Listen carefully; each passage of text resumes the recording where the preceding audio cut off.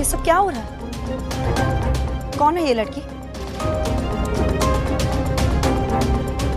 तो तुम्हें नहीं पता कि मैं कौन हूँ?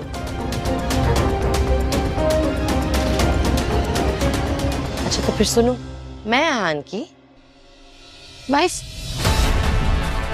ये सुनते ही आहान के दिमाग ने जैसे काम करना बंद कर दिया। क्या आहान ने सच में शनाया को धोखा दिया है या फिर इन दोनों के प्यार के बीच आने की है एक नई साजिश? तो तुम्हें नहीं पता कि मैं कौन हूँ?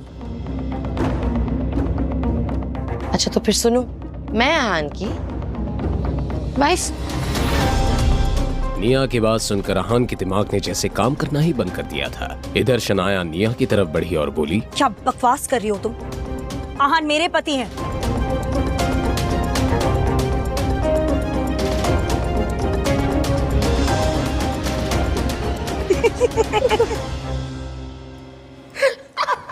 सॉरी क्या मजाक है शनाया, क्या हो रहा है?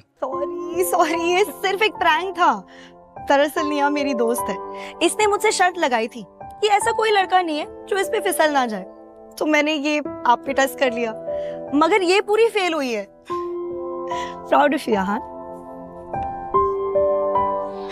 तुम दोनों ने मेरी जान निकाल दी।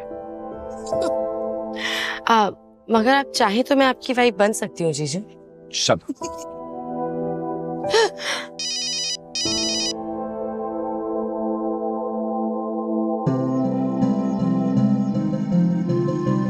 सॉरी।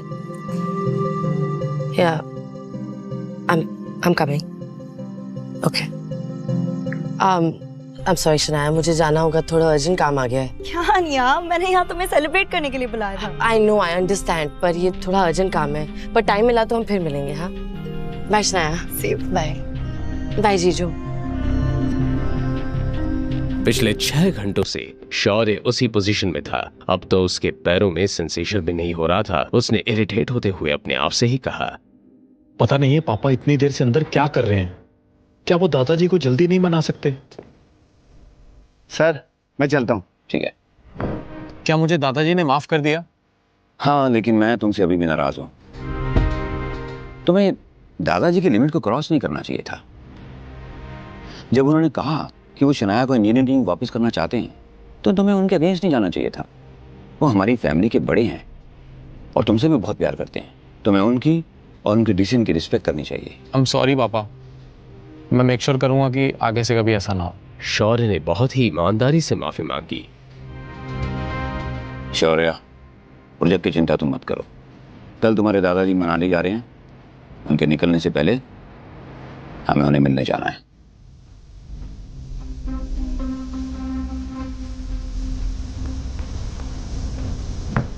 शौर्य अपने पापा की कही बात के पीछे का मतलब समझ गया। शनाया को अकेले अपने कमरे में नींद नहीं आ रही थी। वो बार बार आहान के बारे में सोच रही थी। तेरे बिन कैसे मैं जीऊं, तुझसे कैसे कहूं, तेरी हर ख्वाहिश में मैं रहूं। मेरी आंखों में अक्स तेरा, मेरा हर वक्त तेरा, तुझसे कैसे मैं ये कहूं। दर्द ये दिल का कैसे मैं करूं बयां, तेरे बिन लागे ना कहीं मेरा जिया।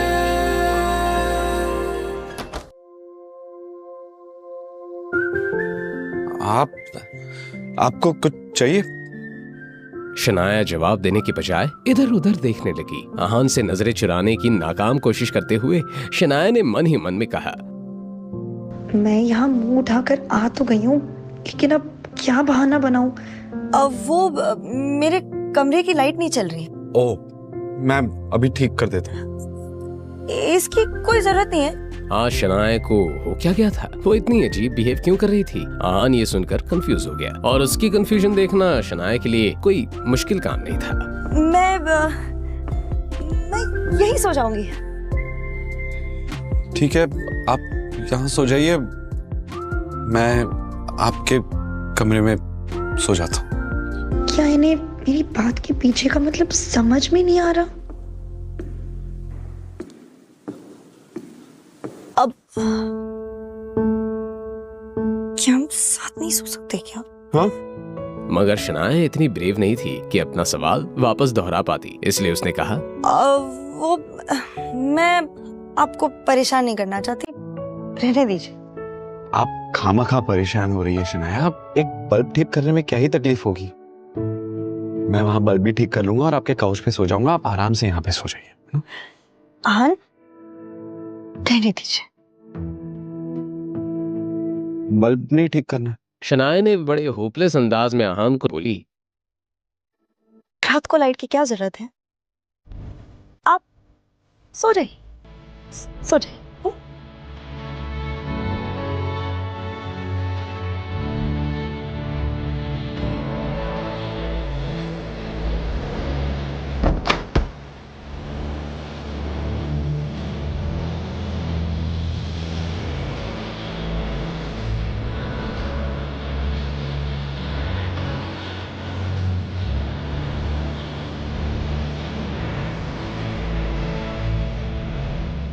मैं इस दुनिया की सबसे बड़ी बेवकूफ हूँ। क्या जरूरत थी मुझे आन के रूम में जाने की? वैसे तो उन्हें सब कुछ समझ आ जाता है, मगर आज ही उन्हें भोला बनना था। मुझे इतनी एम्बैरेसमेंट हो रही है कि चैन से सो भी नहीं पा रही हूँ।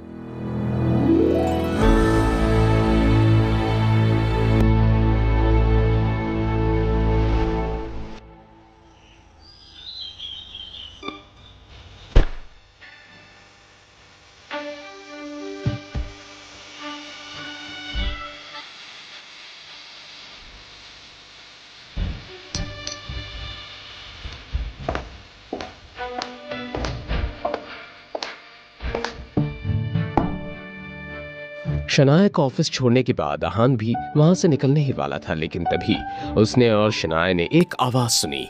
जाने दो मुझे।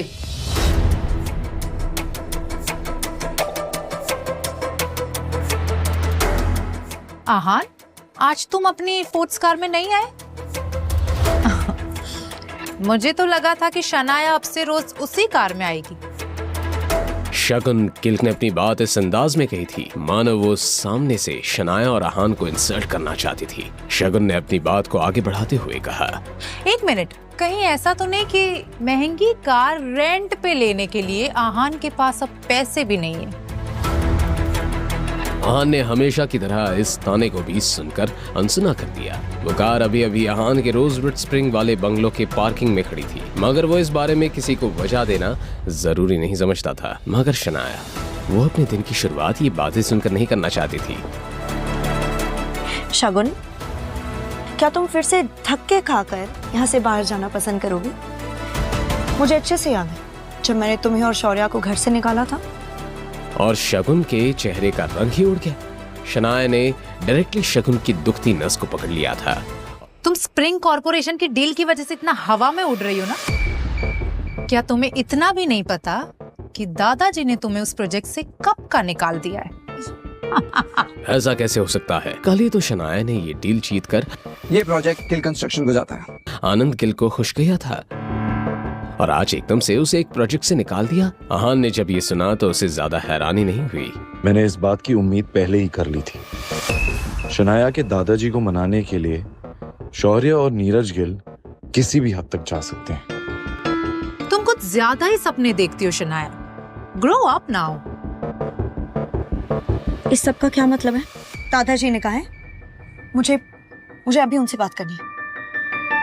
वो तो मनाली चले गए, बोल रहे थे कि उन्हें थोड़ा आराम की जरूरत है। शनाया के सवाल का ये जवाब शगुन ने नहीं, शौर्य ने दिया था। शनाया ने देखा तो शौर्य बहुत ही अकड़ में खड़ा था। उसने अपनी बात को आगे बढ़ाते हुए कहा, और जाते जाते उन्होंने ये स्प्रिंग कॉर्पोरेशन का प्रोजेक्ट भी मुझे दे दिया। तो तुम भी अब घर जाकर आराम कर सकती हो। उन्होंने तुम्हें किस बुनियाद पर ये प्रोजेक्ट दे दिया? किस बुनियाद पर? अच्छा सवाल। शायद तुम भूल रही हो शनाया, मैं शौर्य गिल, इस गिल खानदान का इकलौता वारिस, और आगे चलकर ये बिजनेस, ये खानदान सब मेरे इशारे पर चलने वाला। बस इसी बुनियाद पर दादाजी ने ये प्रोजेक्ट मुझे दिया है। आई होप ये तुम मेरा रीजन सुनकर सेटिस्फाइड हो।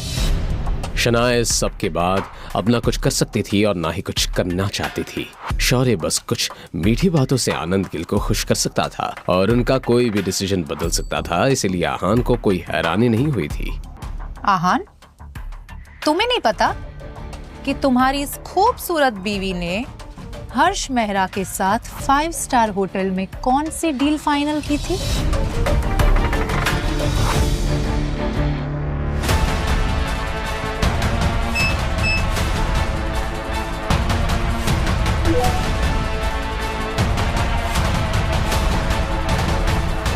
ये सुनने के बाद क्या होगा आहान का रिएक्शन?